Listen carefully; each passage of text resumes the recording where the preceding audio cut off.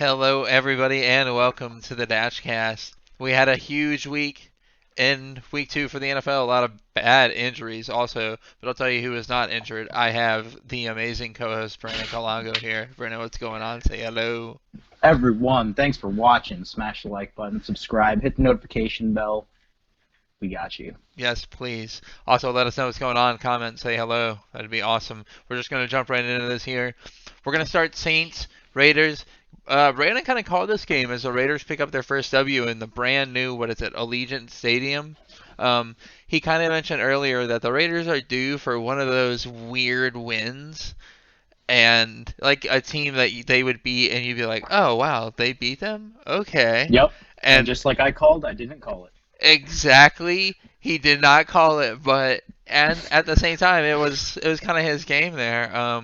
Breeze is not really looking all that Breeze like. That team just kind of looks strange. What are your feelings on that Monday Night Football game? Two things. One, Raiders are better than we realized. Second thing, New Orleans doesn't look as finely tuned as we were expecting. They had a bunch of penalties. And so, yeah, I have to say that I'm surprised, even though I had a feeling it could happen. Yeah, I think most of it has to do with I don't trust Derek Carr in the slightest. There's not a part of me that thinks he's a great quarterback. A good quarterback, maybe. I just don't trust him in the slightest. I don't think he's that great. And come on, Drew Brees, what are you doing? What is this one of one? And I actually kind of learned this in fantasy the last year, of which I just want to mention I am now 2-0. And in my pick'ems this week, I went 14-2. Thank you. I'm awesome. We'll Very not nice, worry about very some of nice. those. Yes, I'm 2-0 in both leagues as well. yeah, so but I've learned that Drew Brees is actually weirdly consistently not like a numbers guy. He's really not putting up like 3 to 4 TDs all the time like you would kind of assume an elite quarterback would. I don't know what his per game is, and that might just be like the eye test and just looking at random stats deceiving me. But what do you think about that? Well, he had more yards than Derek Carr. He had 312. Derek Carr had 282. So I'm gonna give you some stats there. I know you like that stuff. I do. One for one though, that's the difference, and that's what makes all the difference. Your touchdown interception ratio is huge. And while I think some guys overdo it in terms of they look out too much for their interception ratio, 1-1 is never good, and 1-1 never beats 3-0. I mean, I guess apparently it does happen, but you're running an uphill battle for sure. Fair enough. All right, let's go ahead and jump to the game that I would actually enjoy talking about here. So we got Lions Packers. Um, I know I said last week that Rodgers would throw. Yeah, it was sometime last week. I said Rodgers would throw for like something 4 TDs. Well, he did not throw for 4 TDs and 400 yards like I kind of said he would. He did go 18 of 30, 2 touchdowns, 240 yards. Aaron Jones went off 168 yards, 2 TDs. They are looking like a He force is. going into New Mm-hmm. Orleans. They were looking like a team on fire with a Saints team who just lost to the Raiders on Monday Night Football. So that's a Sunday night game. So it's kind of short rest, but it's not as short rest as it could be for the Saints. What are you thinking for that game? And did you see any of the Lions game? Yeah, so actually I did see a tiny fraction of it. I saw highlights, of course. I make sure that I watch all Sure. the highlights no matter what. But, I mean, come on. It's Green Bay. They're a better team. They won. They put up big numbers. I did start Lazard over Fournette, so I was disappointed about that. Yeah, But we'll get to the that other thing I actually. will say, the other thing I will say, in terms of next week, good teams never lose two in a row. So for the sake of your Green Bay Packers doing good, I sure hope to God that they beat the Saints because it's going to make my pick look good. It's going to make your pick look terrible, but at least your team will win. So there's that. Well, so this is one of those things, of course, where my team matters more than my pick. I Exactly. think you've been there. And then isn't that weird as sports fans in general? You kind of get to the point to where your team matters more than being right in the long run about talking about like anything. Of course. Um, And let's go ahead and transition over. Speaking of that, Buccaneers team Hmm. over there, and Fournette's 2 TDs, 103 yards on 12 carries. Man. Brady picks up his first W over there as a Buccaneer. They kind of walk by the Panthers, 17-31. How you feeling about Brady? How you doing over there? Is Fournette back? Was he Oh, ever gone? I need to know. I'm so happy for Fournette. Oh man, I'm so happy for him. And no, he was never gone. The team just had to figure out how to click together. And obviously they could have done better. Brady could have played better. The team could have played better. They went up big up in the beginning and then kind of took their foot off the gas. That's not really what you like to see, but for a new team that's kind of just thrown together, that is almost to be expected. I'm not holding that against them, let's say. And by not holding them against them, I don't think I'm being particularly, especially generous, let's say. But overall, good game. Gronk is not looking like the Gronk we remember. And, yeah, I'm just so happy for Fournette. So happy for the guy. And obviously for my pick, because my pick is now still in motion, and especially if the Saints lose next week. Yeah, I'll be in the driver's seat for sure. and again, one of those situations, same situation. Don't want to be wrong, but my team needs to succeed. Would love to beat, 3-0 sounds so much better than 2-1. I'm Oh, sure every yes. team will agree. The Panthers, we'll go ahead and start with like them just for a Hmm. quick second here. Losing McCaffrey, 3 to 6 weeks or something like that. Yeah. That's that kind of hurts. Um, The Red Sea and Tampa just parted. Yeah, any kind of unless Bridgewater suddenly turns into just he does God mode, like old school Michael Vick. Um, that's about it. All right, so I want to kind of dive into a game that's near and dear to both of our hearts here. Mm. We have to talk about the Jags and the Titans. Yup. Uh, I've been really I got to start with a negative first. I just want to get it out of the way. I don't mean this in the harshest of ways, in any way, shape, or form, Jags fans. Not in the slightest. I'm rooting for you all, sincerely. Lambo fucking up that kick. Lambo fucking up the point after, or yeah, it was a point after. I get everybody misses one. He has been clutch before everybody panics, and I've seen people panic on Twitter about it. How are you feeling about Jacksonville, man? Are they for real? That's one thing I wanted to ask you, but we'll go ahead and just how are you feeling about them after this week? Yeah, let's start with how I feel about them. And I feel good after last week, man. I didn't see this huge talent gap with Tennessee. And if you look at Tennessee, they very easily could have and should have been in the Super Bowl. I mean, if you just look at how they melted down against Kansas City, they're, in my opinion, a couple calls away, a couple bad decisions away from being in that Super Bowl. So when I look at the Jags play them so tough, it's a great sign. I feel like they underutilized Henry, and that's a big part for the Jags' success in that game. We had some big performances from Minshew. I'm feeling very, very good about Minshew good enough to where I'm just like, we can just, man, I feel like playoff prospects are alive after that game. If we can steal one from Tennessee, I don't think a team, well, the Colts, I think it's really too early to actually tell, but as of now, playoff prospects are still in the making. It's a possibility. I'm not totally out on the Jags. Like they played Tennessee tough. They found a way to lose, very Jags-esque. But I at least felt good about that game. I didn't feel like we quit. I didn't feel like we never had a chance. I felt like we had a chance and could have and should have won that game. I'm not panicked about Lambo. He's a very clutch kicker. You just have to miss one eventually. You're going to miss one eventually.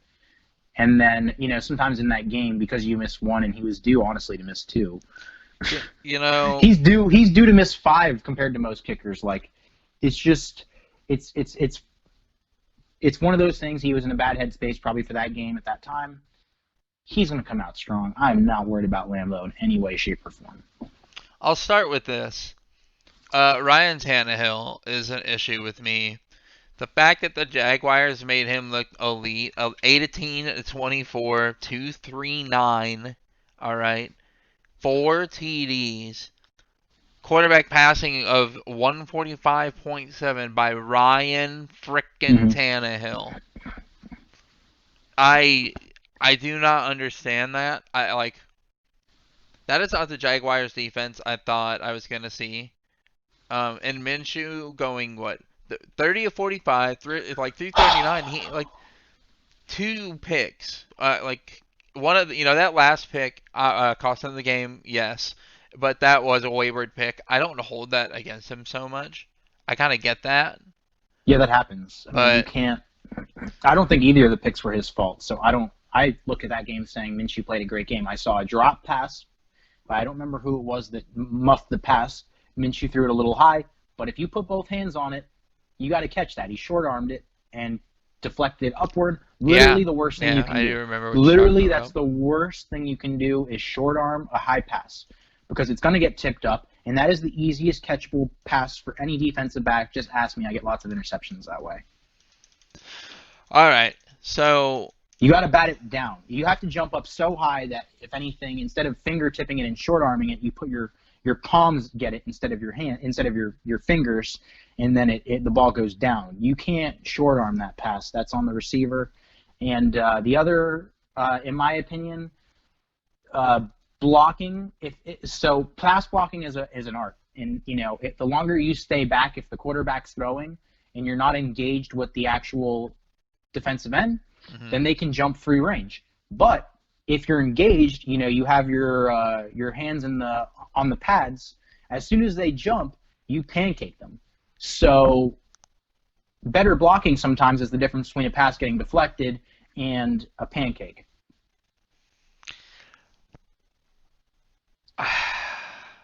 I think the issue that I also have besides the Tannehill thing is also I don't agree with you saying that Derrick Henry was underutilized. He had 25 carries, man. Yeah, but it's the way they did it. I don't know. There was no creativity. It was like I could almost call every running play. Well, Which, yeah, granted, that's how most they running run it. plays are. Granted, that's like kind of how they do it because they're just like, well, we have Derrick Henry and you don't. But I still like to see a little creativity. Like, look at what the Niners, they put you through all this rigmarole Well, the Niners are going to just to be a run it different up the team. middle. I know. We'll get to that during our pick'ems. That's a tease for a little bit later, but yeah, we're gonna go ahead and jump over here to the Falcons. That Falcons and Cowboys game. You kind of wanted to talk about this, and honestly, looking at a little bit of the stats, it's a huge comeback for America's team. We don't Um, have to call them that on this cast. no, I definitely would not want to ever. Falcons collapse. No Kyle Shanahan to blame it on this time. How you feeling about that Dallas team that suddenly 1-1? Is that kind of like momentum base? How are you feeling? They Um, should be 0-2. I don't feel good about them at all. They should be 0-2. They tried to give that game to the Falcons. Luckily for them, the Falcons wanted to give it more. So that's pretty much just the way it went. The Cowboys had 4 fumbles in the first 8 minutes. I mean, that's got to be some type of record. Next, the Falcons. I mean, I remember I didn't watch the entire game. I tuned in towards the end and watched highlights. I like tuned in the fourth quarter and saw what seemed like an obvious Falcons lead that they should have finished off. I think it was like 30, 31-ish, 17, something like that in like late in the fourth quarter, and I'm like, okay, well, this game's over. And then of course I just happened to tune in, and sure enough, what did the Falcons do? They just choked, epic collapse. I mean, that was just truly terrible. Dallas goes down the field, scores a touchdown. Dak's always at his best when their team is flailing, and like when the game is over is when Dak's at his best. Luckily, I the mean, game wasn't Dak really actually didn't have a technically great over. game. I mean, he had a lot of yards. Yeah, but yeah, at the end he was huge because he didn't turn the ball over. He made all the right throws, Very true. and then the worst thing though was the Atlanta's special teams onside kick coverage because once the ball hit 5 yards, there were 5 Falcons that could have and should have jumped on the football, and especially now with the rules, you can't just like cream someone Yep. on the onside I think coverage we like you talked used to about be that able to too. back in the day. You and I Yeah, did. Yeah. you're not even allowed to do that anymore. So it's like, how in God's name did no one jump on that football? They are all looking at each other like, oh, are you going to do it? Are you going to do it? And then the ball just kept going. I mean, that onside kick should have easily been recovered by the Falcons. It was going so slow, and it finally made it 10 yards, and Dallas jumped on it. And then, of course, Dak took them down, and they drove, and they scored. So Dallas had 2 fourth down attempts that they did fake punts, and it didn't work. So they were 0 for 2 with the fourth down fake punt attempts. Dallas tried really hard to lose that game. They just got lucky that the Falcons tried even harder to lose that game. All right, so I'm going through the extra teams. Well, the extra teams that played, the other teams that played, excuse me. Looking at different games, really nothing pops up that's super surprising. I think we kind of figured the Really, Cardinals were gonna win. I thought Miami. I thought Miami played Buffalo pretty tough. Yeah, playing them pretty tough is not anything worth noting. That makes the I think Dolphins so 0-2. How long do we the see Tua? Patriots. Well, because to me that means something because maybe Buffalo isn't as good as we thought. Maybe the Patriots maybe the Patriots are better than Buffalo. Maybe, But not or with maybe Tua. the matchup. I think Miami with Tua is going to be a far better team, and so obviously we're just going to have to wait and see. But I think what I saw was that Buffalo's not as good as we thought they were. That's a good quote from old Cardinals game back in the day. I don't know. The Ravens, just crushing the Texans. That Sunday night game, the Seahawks and Patriots. I guess that was closer than probably both of us thought it was going to be. Yeah, man. Patriots are making me nervous. Except luckily, they had a poor coaching decision choosing to go for the quarterback draw to win the game. You got Superman. Let him decide to run it up the middle if he needs to. You could spread it out, and just let Cam. You got to put the ball in Cam's hand. I hate the draw call there. It's just terrible. Now, I want to go ahead and jump to Rams and Eagles. Goff has been making me feel like I'm a little bit wrong. He's Nah, going off 28, 27, 3 TDs as Wentz continues to prove me right at right. 0 TDs, 2 INTs, 26-43. Not really sure what's going on over there. I don't really wish Wentz a bad kind of career or anything like Right, yeah, that. me neither. But saying he's better than Rodgers for anybody that did, and I know there were, it's just outrageous. Jared Goff, though, those are good numbers. Can he keep it up? I doubt it. Well, you'll find out in Good our kind of numbers week 2 against pick'ems. the Cowboys defense and the Eagles defense. Let's take a step back here and realize what defenses he shredded.